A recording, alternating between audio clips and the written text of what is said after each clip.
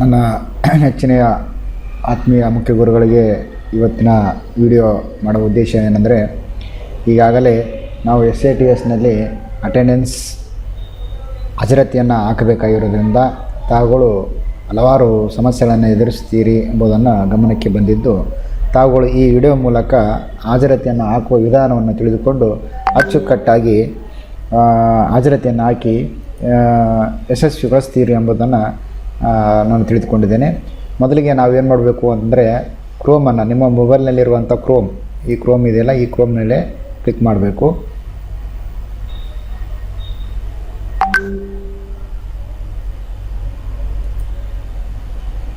Chrome open ಆಗುತ್ತೆ, ಸ್ವಲ್ಪ wait ಮಾಡಿ.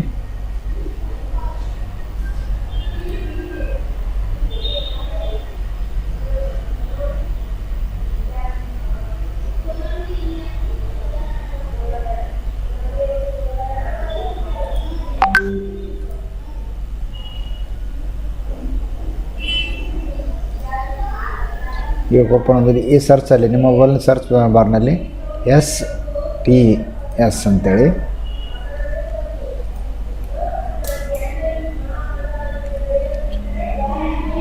STS ಅಂತ 3 ಅಕ್ಷರನ ಹೊಡಿಬೇಕು. 3 ಅಕ್ಷರ, ನಂತರ ಓಕೆ ಅಂತೇಳಿ. ಅದಾದಮೇಲೆ ಇಲ್ಲಿ tracking system, student tracking system ಅಂತ ಬರುತ್ತೆ, ಅದರ ಮೇಲೆ ಕ್ಲಿಕ್ ಮಾಡಿ. ಸರ್ವರ್ ಸ್ಲೋ ಇರೋದರಿಂದ ತಾವು ತಾಳ್ಮೆಯಿಂದ ಕೆಲಸವನ್ನು ಮಾಡಬೇಕಾಗತ್ತೆ. ಇದಾದಮೇಲೆ ಸ್ವಲ್ಪ ಸ್ಕ್ರೀನ್ ದೊಡ್ಡದು ಮಾಡಬೇಕು. ಬಲಗಡೆ ಲಾಗಿನ್ ಅಂತ ಇರುತ್ತೆ, ಈ ಲಾಗಿನ್ ಮೇಲೆ ಕ್ಲಿಕ್ ಮಾಡಿ.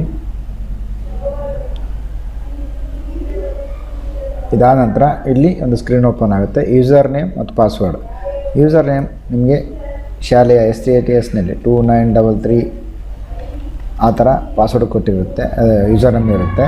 ಪಾಸ್ವರ್ಡ್ ನಿಮಗೆ ಕೊಟ್ಟಿರುವಂಥ ಪಾಸ್ವರ್ಡ್ ಇರುತ್ತಲ್ಲ, ಆ ಪಾಸ್ವರ್ಡನ್ನು ಹಾಕ್ಕೊಳ್ರಿ. ಅದಾದಮೇಲೆ ಇಲ್ಲಿ ನಂಬರ್ ಬಂದಿದೆ, ಎಂಟರ್ ಕ್ಯಾಪ್ಸ್ ಅಂತೇಳಿ, ಈ ನಂಬರನ್ನು 11562 ಈ ಥರ ಬಂದಿರುತ್ತೆ. ಆ ನಂಬರನ್ನು ಹಾಕಿ ಲಾಗಿನ್ ಮೇಲೆ ಕ್ಲಿಕ್ ಮಾಡಬೇಕು.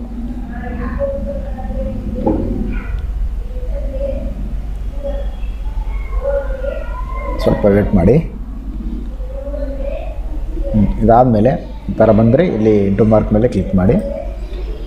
ಈಗ ಯಾವ ರೀತಿ ಅಟೆಂಡೆನ್ಸ್ ಹಾಕಬೇಕು, ನಾವು ಏನು ಮಾಡಬೇಕು ಅಂದರೆ, dash board, school management, teacher management, student management 1 to 10, class 1 to 10 ಇದೆಯಲ್ಲ, ಇದ್ರ ಮೇಲೆ ಕ್ಲಿಕ್ ಮಾಡಿ. ಅದಾದ ನಂತರ ಅಟೆಂಡೆನ್ಸ್ ಡೀಟೇಲ್ಸ್ ಅಂತ ಇದೆಯಲ್ಲ, ಅಟೆಂಡೆನ್ಸ್ ಡೀಟೇಲ್ಸ್ ಅಂತ ಕ್ಲಿಕ್ ಮಾಡಿ.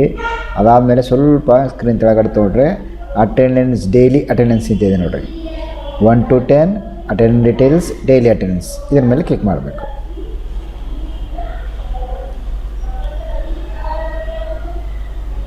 ಈ ರೀತಿ ಸ್ಕ್ರೀನ್ ಓಪನ್ ಆಗುತ್ತೆ. ಇಲ್ಲಿ ಕ್ಲಾಸ್ ಸ್ಟ್ಯಾಂಡರ್ಡ್ ಇದ್ದಲ್ಲಿ ಕ್ಲಾಸ್ ಯಾವ ಕ್ಲಾಸ್ ಆಗಿದೆ, 7ನೇ ಕ್ಲಾಸ್. ಸೆಕ್ಷನ್ ಇದ್ದರೆ ಸೆಕ್ಷನ್ ನೋಡ್ಕೋಬೇಕು. ಇಲ್ಲಿ ಒಂದು ನಿಮಿಷ, ಸರ್ವ ಸುತ್ತಾ ಇದೆ. ಸೆಕ್ಷನ್ ಇದ್ದರೆ ಸೆಕ್ಷನ್ ಎ. ಆಮೇಲೆ ಅಟೆಂಡೆನ್ಸ್ ಯಾರು ಹಾಕ್ತಾರೆ ಅವ್ರ ಹೆಸರು, ಯಾರು ಬದಲಿಗೆ ಹಾಕ್ತಾರಲ್ಲ ಅವ್ರ ಹೆಸರು, 2 ಒಂದೇ ಇದ್ದರೆ ನಡೆಯುತ್ತೆ. ಡೇಟ್ ಆಲ್ರೆಡಿ ಬಂದಿರುತ್ತೆ. ಅದಾದಮೇಲೆ ಇಷ್ಟು ಫಿಲಪ್ ಮಾಡಿದ್ಮೇಲೆ ಸರ್ಚ್ ಮೇಲೆ ಕ್ಲಿಕ್ ಮಾಡಬೇಕು.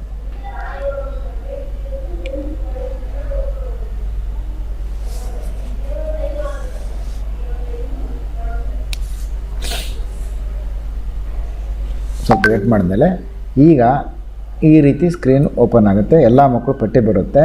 ಇಲ್ಲಿ ಈಗಾಗಲೇ ನಮ್ಮ ಸ್ಕೂಲಲ್ಲಿ ಅಟೆಂಡೆನ್ಸ್ ಹಾಕಿದ್ದಾರೆ. ನೀವು ಯಾವ ಹುಡುಗರು ಬಂದಿಲ್ಲ ಅವಾಗ ಏನು ಮಾಡಬೇಕು, ಈ ಥರ ಕ್ಲಿಕ್ ಮಾಡ್ಕೊಂತ ಹೋಗ್ಬೇಕು. ಎಲ್ಲ ರೈಟ್ ಮಾರ್ಕ್ ಬಂದಿರ್ತವೆ ಫಸ್ಟಿಗೆ. ನೀವು ಯಾವ ಹುಡುಗರು ಬಂದಿಲ್ಲ ಮಾತ್ರ ಅವುಗಳನ್ನು ಕ್ಲಿಕ್ ಮಾಡ್ಕೊಂತ ಹೋಗ್ರಿ, ಅವು ಆಪ್ಷನ್ ಹಾಕ್ಯಂತ ಹೋಗ್ತವೆ. ಲಾಸ್ಟಿಗೆ ಕೊನೆಗೆ ಬಂದು ಏನು ಮಾಡ್ಬೇಕು, ನೀವು ಕೆಳಗಡೆ ಇಲ್ಲಿ ಅಪ್ಡೇಟ್ ಅಂದಲ್ಲಿ ಸಬ್ಮಿಟೆಡ್ ಅಂತಿರುತ್ತೆ, ಸಬ್ಮಿಟ್ ಅಂತ ಇರುತ್ತೆ. ಸಬ್ಮಿಟ್ ಮಾಡಿದರೆ ಆಯಿತು. ಈ ಥರ ನಾವೇನು ಮಾಡಬೇಕು, ಅಟೆಂಡೆನ್ಸ್ ಹಾಕಬೇಕು. ಇಲ್ಲಿ ಮತ್ತು 8ನೇ ಕ್ಲಾಸ್ ಸೆಕ್ಷನ್ ಯಾರು ಹಾಕ್ತಾರೆ, ಈ ಥರ ಸರ್ಚ್ ಮತ್ತು 8 ಈ ಥರ ಈಗ ಆಲ್ರೆಡಿ ನಮಗೆ ಹಾಕಿದ್ದಾರೆ. ಆಪ್ಷನ್ ರೈಟ್ ಮಾರ್ಕ್ ಇದೆ ಪ್ರೆಸೆಂಟ್ ಮಾಡಿದ್ದಾರೆ. ಬಾಕ್ಸ್ ಕಾಲಿದ್ರೆ ಅದು ಆಪ್ಷೆಂಟ್ ಅಂತ ಗುರುತಿಸ್ತದೆ. ಈ ರೀತಿ ಕೆಳಗಡೆ ಬಂದು ಸಬ್ಮಿಟ್ ಅಂದರೆ ಅಪ್ಡೇಟ್ ಅಥವಾ ಸಬ್ಮಿಟ್ ಅಂತ ತಿಳ್ಕಿಸಿ ಇರುತ್ತೆ. ಅದರ ಮೇಲೆ ಕ್ಲಿಕ್ ಮಾಡಬೇಕು. ಈ ರೀತಿ ಅಟೆಂಡೆನ್ಸ್ ಹಾಕಬೇಕು. ಈ ಅಟೆಂಡೆನ್ಸ್ ಹಾಕಿದ ಮೇಲೆ ಯಾವ ರೀತಿ ನೋಡಬೇಕು? ಸರಿ, ಹಾಗಾದರೆ ನಾವೇನು ಮಾಡಬೇಕು? ಸ್ಟೂಡೆಂಟ್ ಮ್ಯಾನೇಜ್ಮೆಂಟ್ 1 to 10 ಮೇಲೆ ಮತ್ತೆ ಕ್ಲಿಕ್ ಮಾಡಬೇಕು. ಅಟೆಂಡೆನ್ಸ್ ಡೇಟ್ನಲ್ಲಿ ಮೇಲೆ ಕ್ಲಿಕ್ ಮಾಡಬೇಕು. ಈಗ ಡೈಲಿ ಅಟೆಂಡೆನ್ಸ್ ಬಿಟ್ಟು ಆವಾಗ ಹಾಜರಿ ಹಾಕಬೇಕಾದ್ರೆ ಡೈಲಿ ಅಟೆಂಡೆನ್ಸ್ ತೊಗೋತಿದ್ವಿ. ಈಗ ಚೆಕ್ ಮಾಡಬೇಕಲ್ಲ, ಈಗ ನಾವೇನು ಮಾಡಬೇಕು? ಅಟೆಂಡೆನ್ಸ್ ಟ್ರ್ಯಾಕಿಂಗ್ ರಿಪೋರ್ಟ್, ಮತ್ತೆ ಹೇಳ್ತಾ ಇದ್ದೀನಿ, ಅಟೆಂಡೆನ್ಸ್ ಟ್ರ್ಯಾಕಿಂಗ್ ರಿಪೋರ್ಟ್ ನೋಡಿರಿ. 1 to 10 attendance details, attendance tracking report, ಇದ್ರ ಮೇಲೆ ಕ್ಲಿಕ್ ಮಾಡಿ.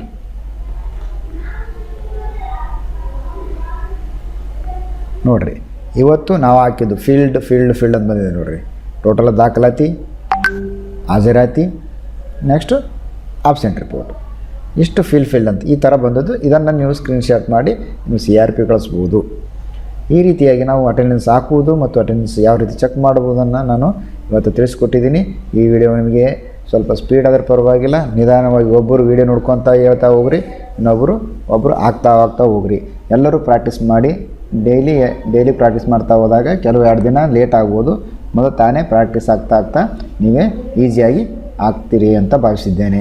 ಸ್ವಲ್ಪ ಸರ್ವರ್ ಸ್ಲೋ ಇರೋದರಿಂದ ನಿಧಾನವಾಗಿ ತಾಳ್ಮೆಯಿಂದ ಕುಂತು ಹಾಕಬೇಕಾಗಿ ತಮ್ಮಲ್ಲಿ ವಿನಂತಿ. ನಿಮ್ಮ BS ಅಂಗಡಿ ಸರ್ಕಾರಿ ಹಿರಿಯ ಪ್ರಾಥಮಿಕ ಶಾಲೆ ಬಂದಳ್ಳಿ.